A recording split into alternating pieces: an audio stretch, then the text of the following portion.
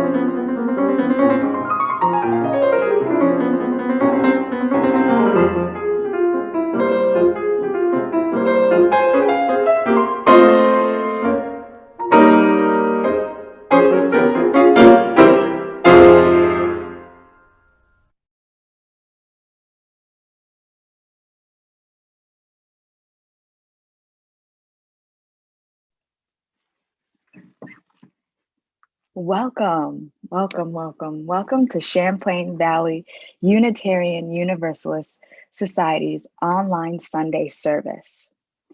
I am Esther Thomas, a member of this congregation. This morning, I will be serving as your worship associate for our minister, the Reverend Barnaby Feeder. This morning, we will reflect on how part of the ending of the pandemic must be working together now on creating the better world we want to inherit. Looking forward. But before we do, I would like to take a moment to look back at the week. This week, 8 people were killed, many of them Asian women, in a shooting at 3 Atlanta area massage parlors. To any Asian person who is afraid today, I see the glory in you. Your grief will not be erased in rage and solidarity. If this is your first time joining us, please check out our website and email us so we can tell you all about CVUUS and put you on our weekly email blast. The best way to stay in touch with all of the many activities going on at CVUUS is to read the weekly email blast. Thank you, Laura. We appreciate you. You'll find many pathways to connection there. If you have a milestone or passage today, you may put it in the chat if you haven't already sent it to us. And of course, please join us for our Zoom coffee hour at the end of this service. And we thank all those who collaborated to make this service possible. Our call to worship today is by Richard S. Gilbert. This is an old favorite that in our situation specifically looks forward to the day we are again worshiping together in our sanctuary. And oh, what a day that will be. I cannot wait. We bid you welcome. We bid you welcome who come with weary spirits seeking rest, who come with troubles that are too much with you, who come hurt and afraid. We bid you welcome who come with hope in your heart, who come with anticipation in your step, who come proud and joyous. We bid you welcome who are seekers of a new faith, who come to probe and explore, who come to learn. We bid you welcome who enter this hall as a homecoming, who have found here room for your spirit, who find in this place people, a family. Whoever you are, whatever you are, wherever you are on your journey, we bid you welcome. And now it is time for our chalice lighting, the symbol of Unitarian Universalism. Please join me in reading the words on the screen.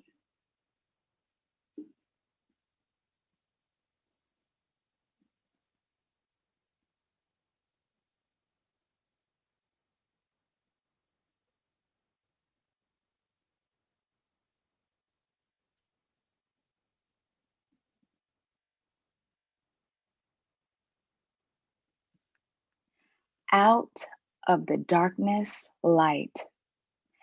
Out of the light, warmth. Out of the warmth, joy. Out of the joy, togetherness. May this flame hold us for the time we are here with one another. Let us open our eyes to see what is beautiful. Let us open our minds to seek what is true. Let us open our hearts to love one another. And may we walk in peace. Let us open our eyes to see what is beautiful. Let us open our minds to seek what is true. Let us open our hearts to love one another. And may we walk in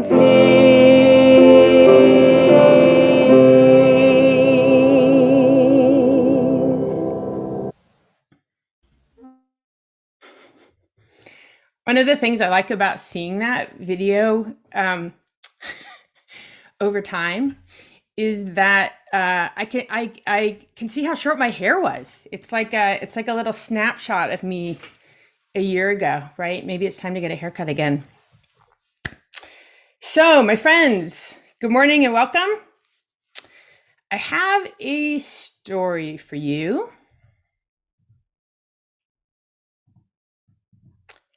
And here's how it starts. Oops, let's make that small. Once upon a time, there were two groups of people, the Unitarians and the Universalists. They probably didn't look quite like this, but that's okay. Perhaps you've heard of these two groups. Have you? Huh. Cool. So these groups, these faith communities, had existed for hundreds of years on their own. And at some point, they started to talk to each other about perhaps joining together to become one faith community. And they started talking and talking as grown-ups do. And it went on and it went on and it went on. And, every year, people from both groups would get together and they'd meet and they'd say, we have a lot in common with what we think matters in the world and how we want to live. And, we'd probably be stronger together, right? And then they'd go home again. So this went on for years, many years, 5 years, 10 years. The youth organizations in these two groups, right? Like our youth group and our coming of age group, I don't actually know their ages, we're also meeting and talking about this. And they said, we're ready to do this. Like, we don't need to keep waiting for the grown-ups to be done talking.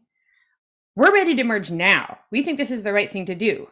So the youth organizations from the Unitarians and the Universalists voted, and those groups decided to merge, and they became one group. 8 years later, the adults finally got it together and they merged. So the youth really led the way, didn't they, with this one? That's pretty cool. I love that story. And here's something else about this. Let me ask you all a question. How many principles are there? If you have a guess about how many Unitarian Universalist principles there are, show me with your hands or call it out or write it on a piece of paper. What's your guess? How many principles?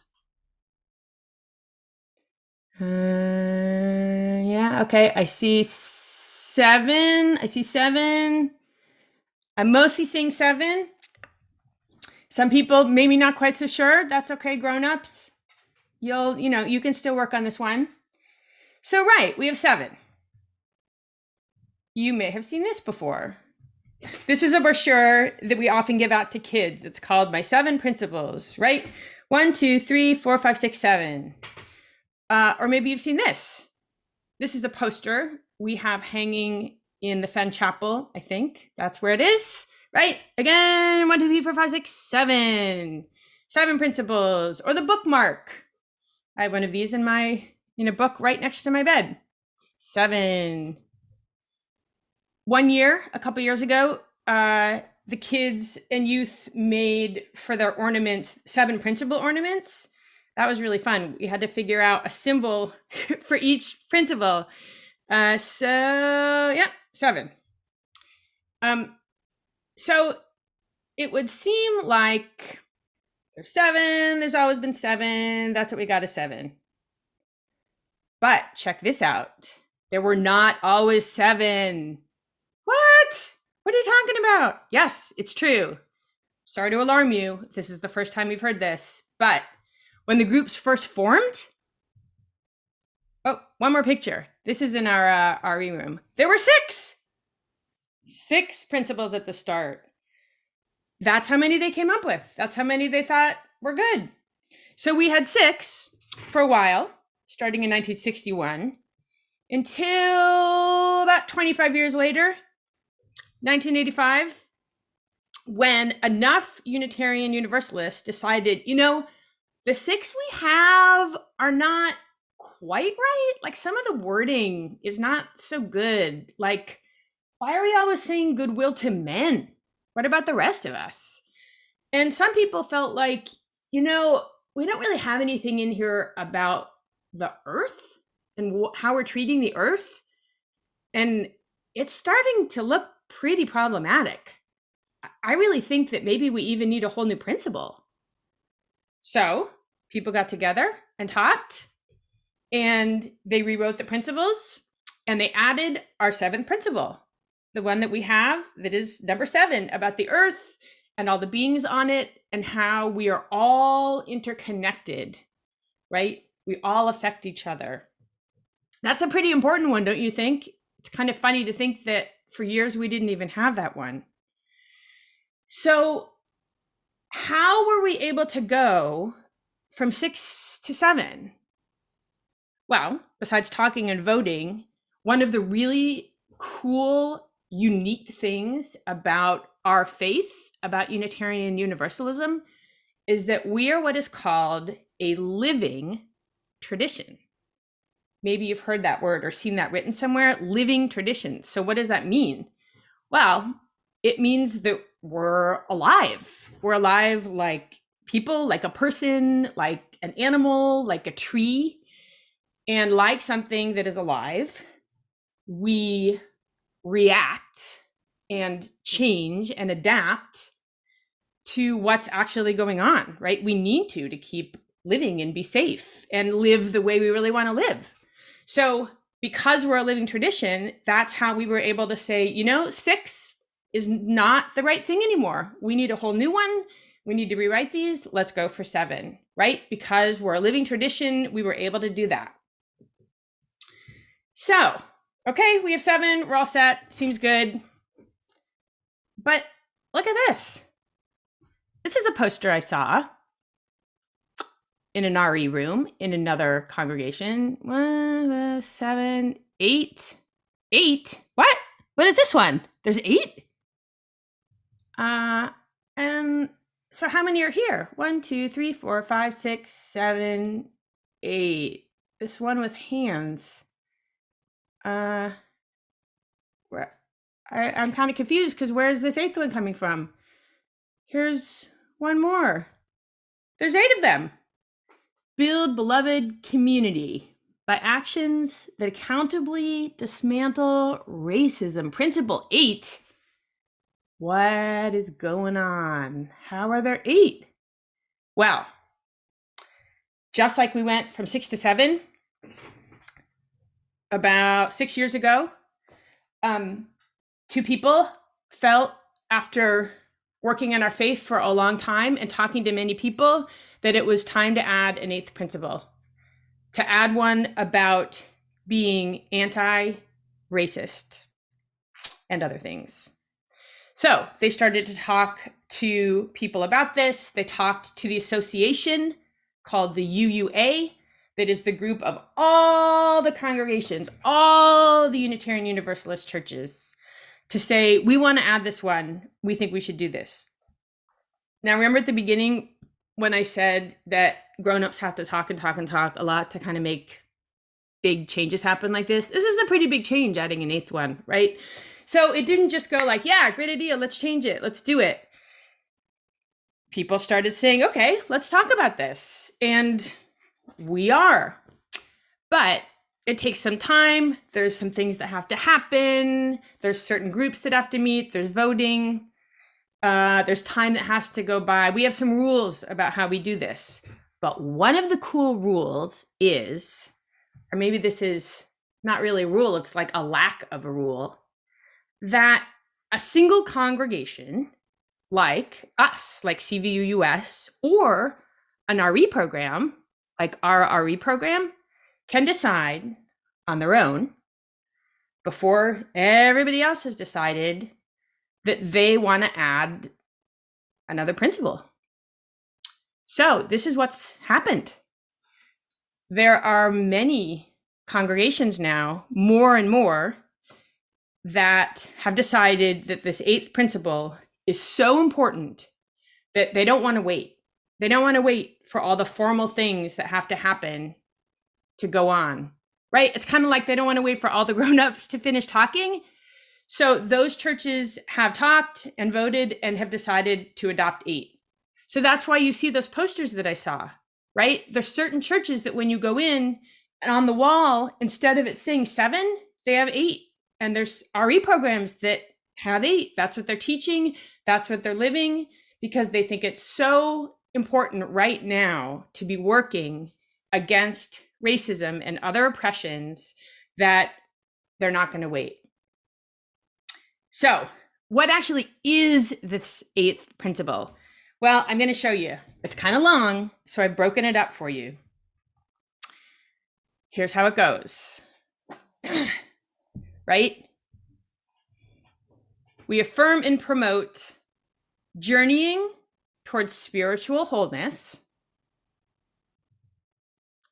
by working to build a diverse, multicultural, beloved community by our actions, not just our talk, not just our thoughts, that accountably dismantle racism. Dismantle means take apart. Dismantle racism and other oppressions in ourselves and our institutions. So that's a pretty long one. And as the kids and youth watching all know, we take the adult language for the principles and we try to make it more easy to understand. This one is tricky to do because we don't even know yet exactly what the adult language will be. Maybe it'll be this. But some people who do my job in other places have kind of tried to come up with how to say it in a simple way because they're starting to do this in their RE programs. So one way that I've seen, this is just one, is we must work together for diversity, all kinds of people, and against racism and oppression. That's a really simple way of saying it. So here's how I want to end this. So here's this idea, this 8th principle, and it's making me think again about the story I told you at the very beginning, right? Remember the one about all the grown-ups talking, and then the youth organizations said, we're ready to do it now? So yesterday at youth group, we started talking about this, about the 8th principle, and about the idea of whether the RE program might want to adopt it. And what did they think about our congregation adopting it? That was a pretty cool conversation. It got me really excited and hopeful about what could be happening with us.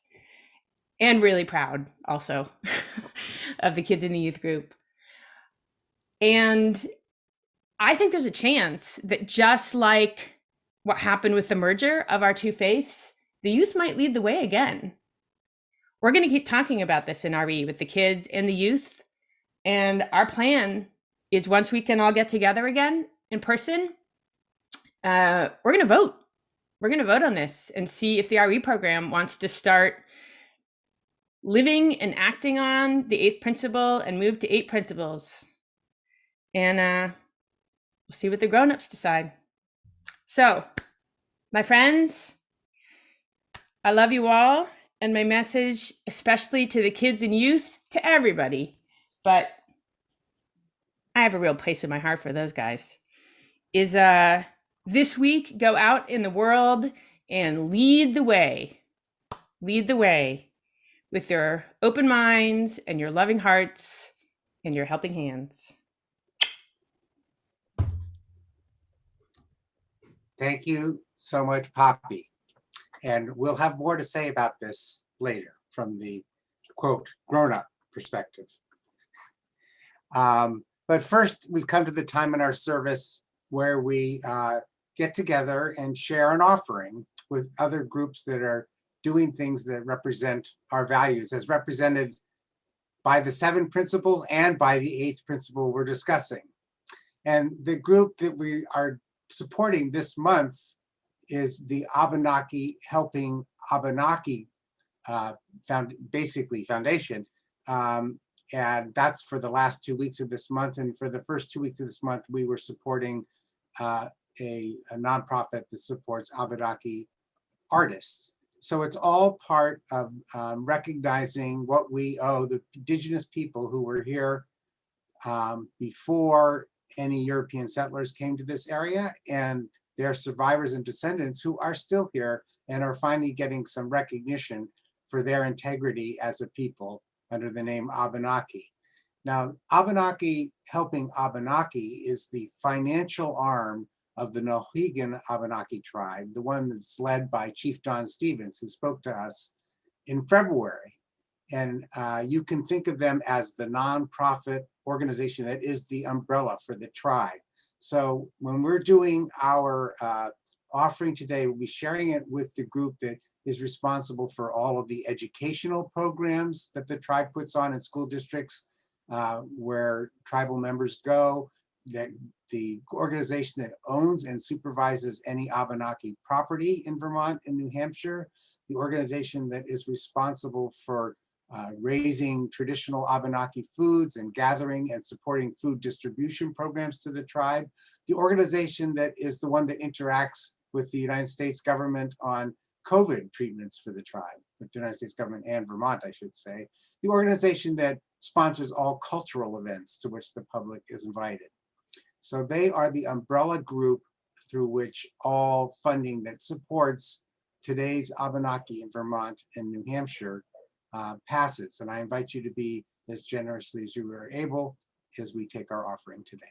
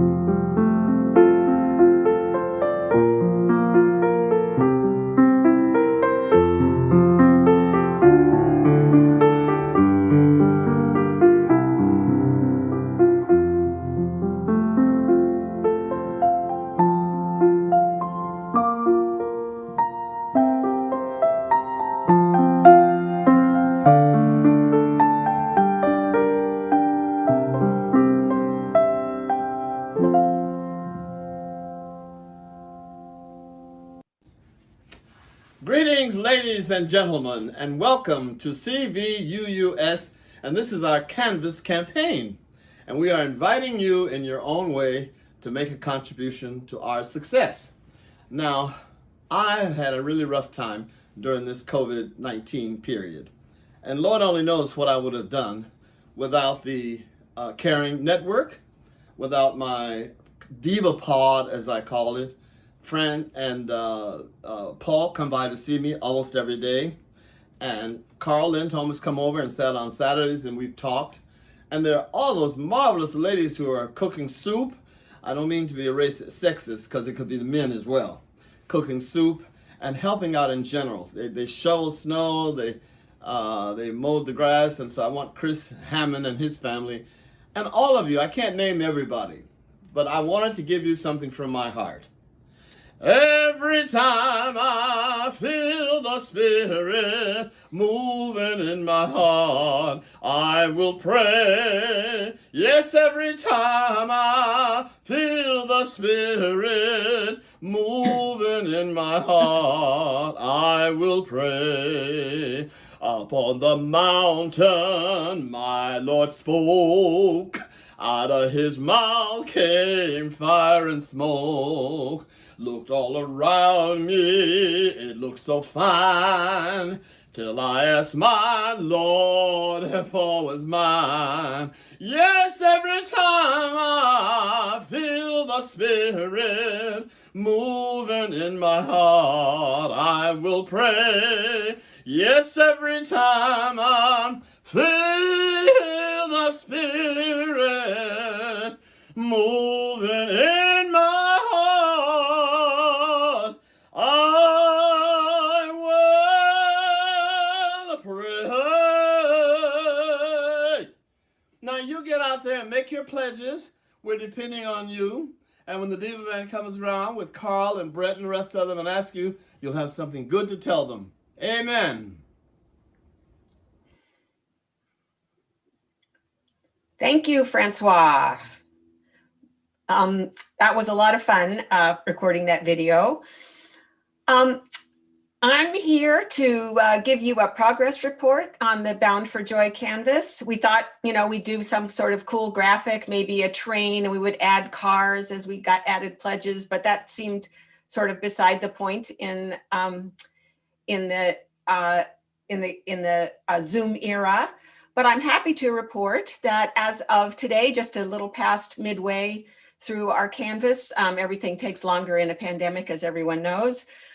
52 pledges we've received 52 pledges so far. That is about 41% of our pledge units have pledged. And we have raised $199,060. And the reason that number is so high is because of those 52 pledges, 32 gave an additional one-time "We've Got You Covered" gift on behalf of people for whom the pandemic has been especially difficult financially and in terms of jobs. There's a line on the pledge form for you to do that if you would like to. That number, that 32 of the 52 people have given a gift to help people who have not been able to pledge, just makes me want to cry. It's a wonderful, wonderful thing. So, as Francois said, when your village leader contacts you, please tell them something good or respond at least. We would love to get closer to the 100% participation goal that we ambitiously set. And if, be in touch with your village leader. If you have questions, be in touch with Carl and me. If you have questions, and thank you so, so much. I am so proud of this congregation.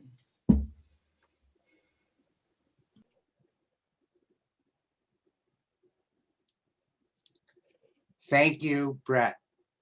This is truly a future forward-looking exercise, because the pledge is all about asking you what you're going to be able to contribute financially to the congregation starting July 1st for that year, so that we can plan a budget. It's not people showing up and asking what you can do for us right now. That was all taken care of a year ago.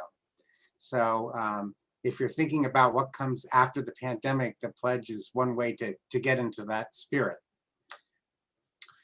And with that, even though we've had a number of messages to share, I know that there are so many more that are on people's hearts, but were not brought to my attention this week. And I invite us into a time of silent prayer and meditation, so that each of you locates where your joy is, where your sorrow is this week, and brings it to our fellowship.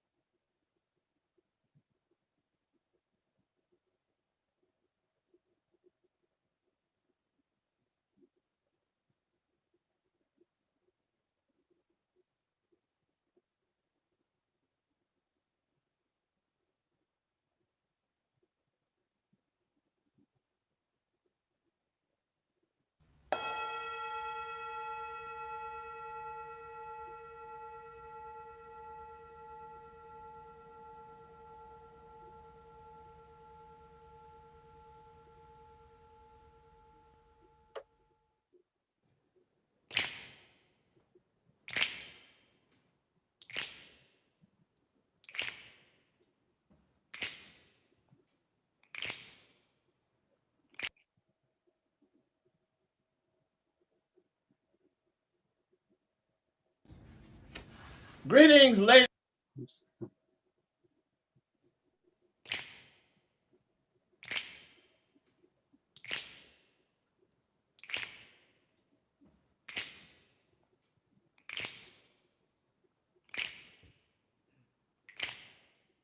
We shall be known by the company we keep, by the ones who circle round to tend these fires.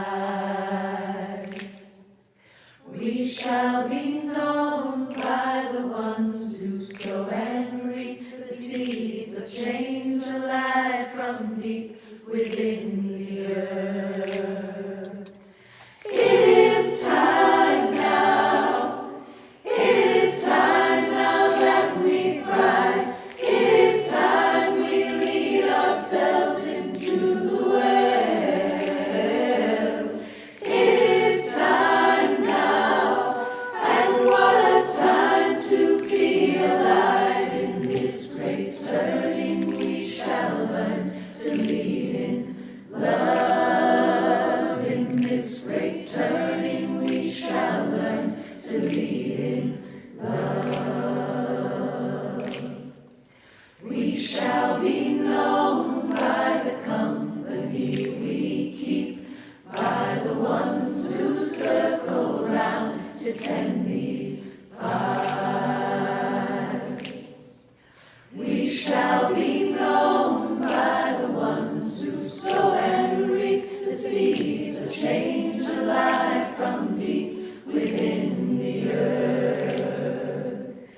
It is time now. It is time now that we thrive. It is time we lead ourselves into the well. It is time now, and what a time to be alive. In this great turning we shall learn to lead in love. In this great turning we shall learn to lead in love. In this great turning we shall learn to lead in love. In this great turning we shall learn to lead in love.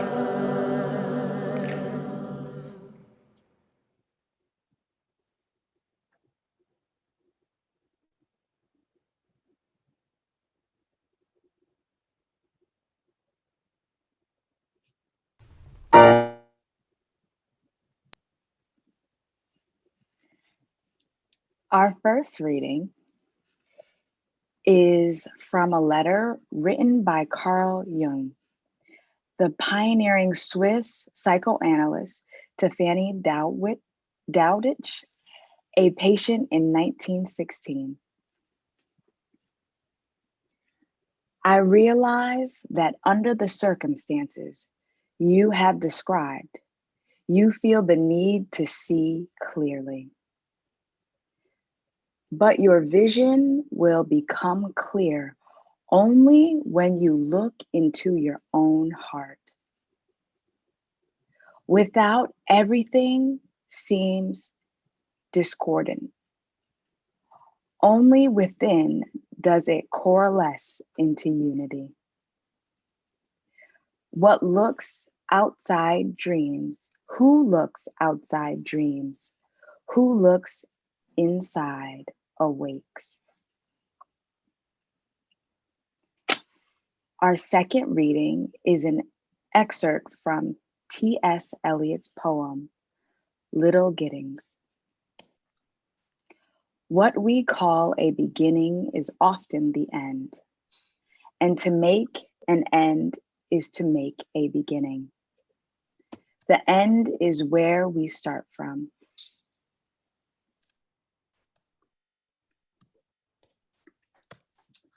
Thank you, Esther. The end is where we start from.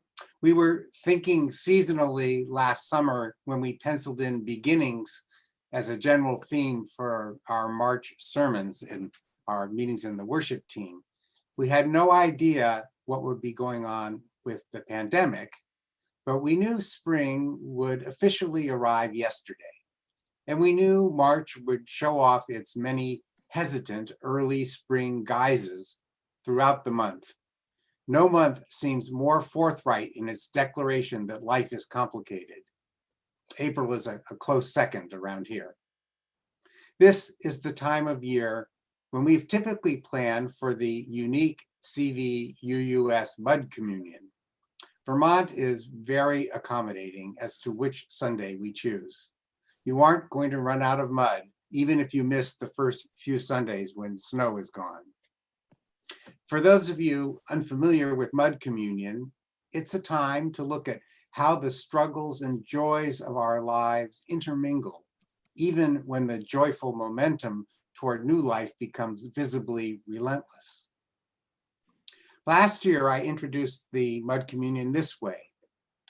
The claim that an all-powerful creator God is on the side of life is a matter of your faith. But the conviction that Earth is on the side of life requires no faith. It is evident everywhere around us, even in this time of pandemic. Muck and mire succeed snow and frozen soil every spring, calling forth grass and flowers, saplings, renewed growth of the forests, and the avid response of animals of every sort, including us. We weren't able last year to give each of you some mud as we usually do, and then personally wash it off your hands in our sanctuary along with a Mud Communion blessing. But I did speak it aloud to you. I used the same blessing that we used at Mud Communion in 2019 in the sanctuary. It goes like this. When the way turns to mud, it remains the way. When you are there, we are with you. I wash your hand today, grateful that we find ourselves walking together on the journey towards spring's promise of renewal. We are walking this year on a different journey that is consistent with spring's promise of renewal, but it's also uniquely human. Maybe we're not just walking, maybe we're stumbling or drifting. I'm not sure of the right word there, but something unique in our experience is happening. The end of pandemic without vaccination. But this end is actually a beginning. The end of the first phase of the pandemic is where we must start intentionally committing to lasting behavioral changes if our goal is not to return to what was sadly called normal. We've already done some amazing things. To start with the balance of power, we've changed the balance of power in our federal government. It's been redirected toward more humane values. But the changes for the better are fragile. They're just beginning, and we have paralyzing disagreements on the way forward. It's a deeply muddy time in our history. So I have some important questions for you. You do want something better, don't you? Something better than a United States still poisoned by 4 centuries of slavery and racism, so deeply embedded in many of our institutions that white people are blind to countless ways that it is expressed. Something better than a world of rising economic inequality and class divisions in our country so deep the writer Isabel Wilkerson has likened them to India's caste system. You want something better than a world destroying natural resources and generating waste at deadly unsustainable rates, right? CVUUS is a wonderful example of an aging, overwhelmingly white congregation, but you do want something better for us, don't you? A congregation that gets into what Congressman John Lewis called good trouble by strongly challenging the status quo. A congregation where young families feel so at home and nurtured that they naturally adopt CVUUS as their extended family and invite their friends to join them. A congregation whose faith in the power of love and diversity is reflected in a more dynamic range of worship experiences and music. And don't you want us to grow as a congregation that serves as a breeding ground and launching pad for talented people destined to move away from Addison County or even Unitarian Universalism as a spiritual home, even as we hold them in our hearts as CVUUS alumni wherever they land. It's easy to say yes to these general questions. So easy that we ought to be constantly anxious to understand what is standing in our way. Now, you might say the first thing in my way, based on what I've just said, is impossible expectations. If those are our goals, aren't we just setting ourselves up to feel defeated if we're trying to achieve all of them at this time? But what we should be embracing if we say yes to so many good things is the uncertainty of how much we can actually achieve. As the late Howard Zinn wrote in an essay contributed to a 2004 book called The Impossible Will Take a Little While, what leaps out from the history of the past 100 years is its utter unpredictability. This confounds us because we are talking about exactly the period when human beings became so ingenious technologically that they could plan and predict the exact time of someone landing on the moon, or walk down the street talking to someone halfway around the world.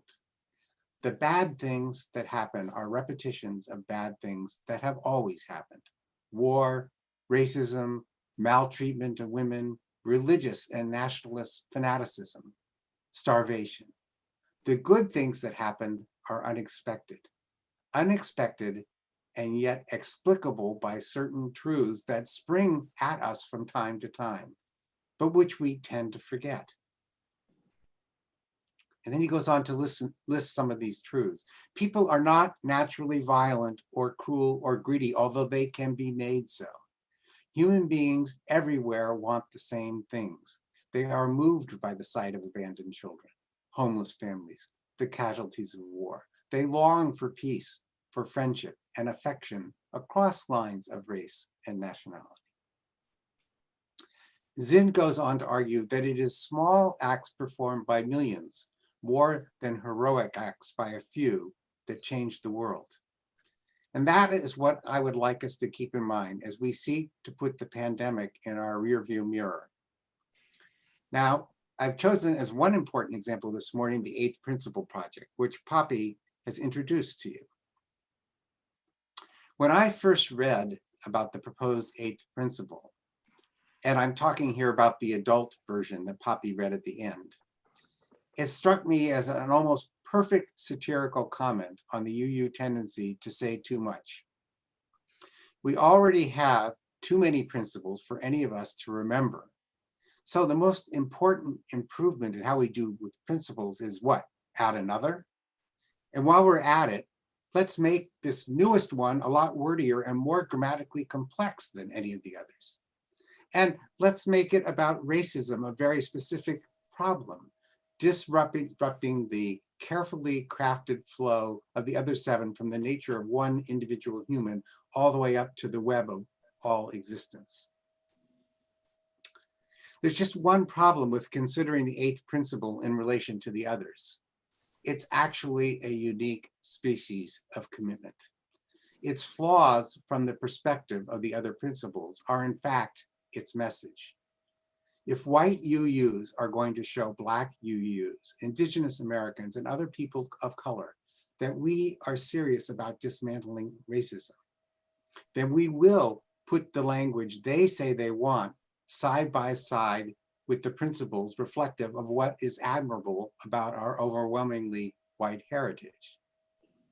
It's not that BIPOC UUs dislike the seven principles, although some individuals oppose some elements. It's simply that BIPOC UUs are clearly testifying that they continue to be spoken to and treated in ways that they have experienced as painfully oblivious to how racism affects their lives. No wonder they want to see separate, prominent language in our principles, elevating our commitment to dismantling racism in ourselves, our congregations, and the wider world. They want us constantly and specifically reminded about this particular form of justice and compassion work and how to do it. Thus, the eighth principle says, the racial justice work you attempt must include an independent assessment of how you are doing. Who are you going to be accountable to for results? None of the other 7 principles speak of accountability. Good intentions seems to be enough for them. One of the most important reasons to support the eighth principle might be that it could teach us to automatically think about accountability when we affirm and promote the others. For this reason, I hope this congregation makes learning about the eighth principle and then adopting it, as it is currently worded, a priority for social action for how we come out of the pandemic. Now, whether the UUA as a whole will adopt it in this form is a question that may drag on for years. We should participate in that debate too, but we don't have to wait that long for what we choose for ourselves. Now, as Poppy said, RE folks have been working on simplified language.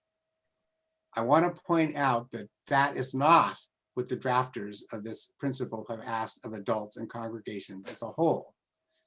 Congregations have the right to change the language, but they have asked us to adopt the language they have written in the form it was written, regardless of whatever grammar qualms or whatever else we may have about it at this point, and let the debate go on from there. So if we proceed with this project, we proceed on multiple fronts. Something simpler that may express it more directly, but may miss some key points for our kids, and something that honors the requests of the adult Black UUs to adopt it in the form that they have given it to us, whatever qualms we may have about how it fits with the other principles. This is just one of many UU-centric things we can be looking forward to if we want to move beyond normalcy at this beginning stage of the end of the first part of the pandemic. We are considering the possibility of major changes to the role of music at CVUUS. This is partly related to our desire to continue streaming our worship services and perhaps other activities, even as we return to our preferred form of gathering, face-to-face in our sanctuary and fellowship spaces. This places unusual demands on our music program. But this week, after Kate's retirement, and upon my learning of Chuck's desire to continue to spend winters in Florida, and considering the uncertainty about what the choir will be able to do together in the coming year, it has become clear to me and lay leaders with whom I have discussed our situation that we need to think about whether our music program should be moving toward a new normal. We need to look seriously at whether we can nurture an affordable but more vibrant program around a single music leader who combines all of our current jobs, leading the choir, accompanists, bringing in outside music, an arrangement that is common in many, many UU churches of our size. So we've begun the process of establishing a job description and job search process.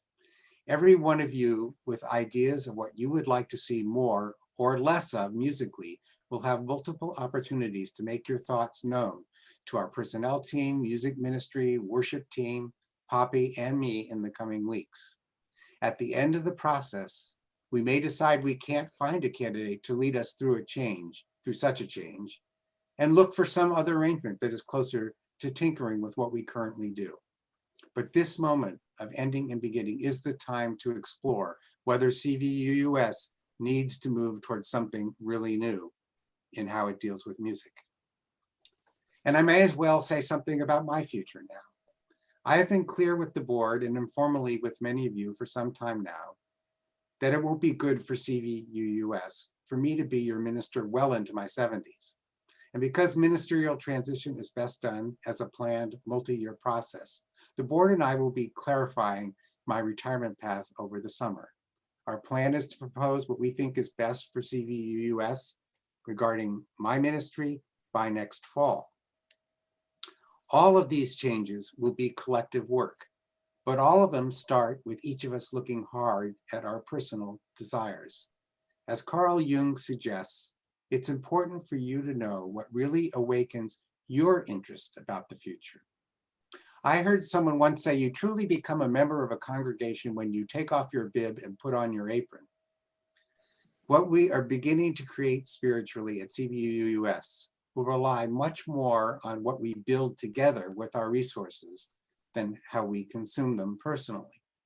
But I want to stress that one of your greatest resources starts simply with your presence. Nothing is more empowering than affirming for people that they are not alone. Take it from Danusha Gorka, a Catholic writer and child abuse survivor who experienced intermittent bouts of paralysis. She wrote, "One day an attack hit me while I was walking home from campus. There was snow on the ground and more snow was falling from the sky. I struggled with each step, wobbled and wove across the road. One of my neighbors, whom I had never met, stopped and asked if I was okay. He drove me home. He didn't hand me the thousands of dollars I needed for surgery. He didn't take me in and empty my puke bucket. He just gave me one ride one day. I am still grateful to him and touched by his gesture. I've lived in the neighborhood for years, and so far, he has been the only one to stop. The problem is not that we have so little power. The problem is that we don't use the power we have." And so with that thought, I'm going to leave you, I hope, excited, thinking about where we might go as we come out of this stage of the pandemic. Now, our original plan for this service was to hear a reprise of Esther and Margie Beckhoff playing harp on the Maya Angelou poem, Still I Rise. We had a little bit of a mix up with that, and because of licensing issues of using it in a different way than we have planned, we're going to leave that out of our program today. It will come back in the future. We have already heard We Shall Be Known. Richard, do you have it there to tee up again? Which? We Shall Be Known. Could you play that one more time?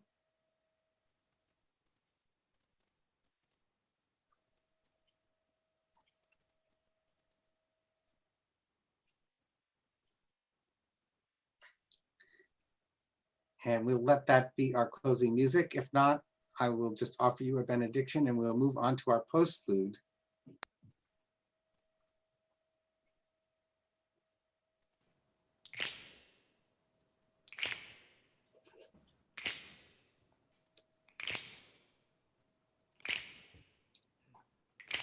And I invite you to sing along. We shall be known by the company we keep, by the ones who circle round to tend these fires. We shall be known by the ones who sow and reap the seeds of change alive from deep within the earth. It is time now. It is time now that we cry. It is time we lead ourselves into the well. It is time now, and what a time to be alive in this great turning. We shall learn to lead in love. In this great turning, we shall learn to lead in love. We shall be known by the company we keep, by the ones who circle round to tend these fires. We shall be known by the ones who sow and reap the seeds of change alive from deep within the earth. It is time now. It is time now that we thrive. It is time we lead ourselves into the well.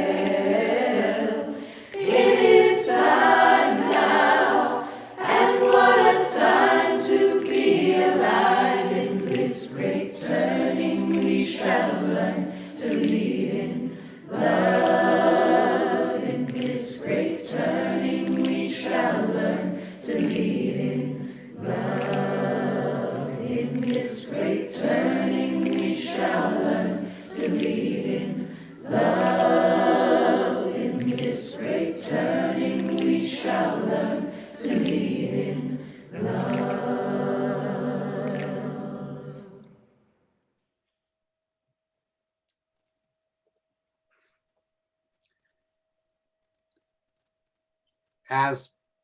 As Poppy said, we are a living tradition, and that means sometimes we have living worship services with things moving around. Thank you so much, Richard, for responding to this, and I hope everybody jumped in and sang the second time through as we played that song again. We are learning to lead in love as we go through this process of being what we can be. And I feel so blessed to be on this journey with you. May we go forth in a spirit of optimism and joy this week. Blessed be, amen, and enjoy the theme from Star Wars as our postlude.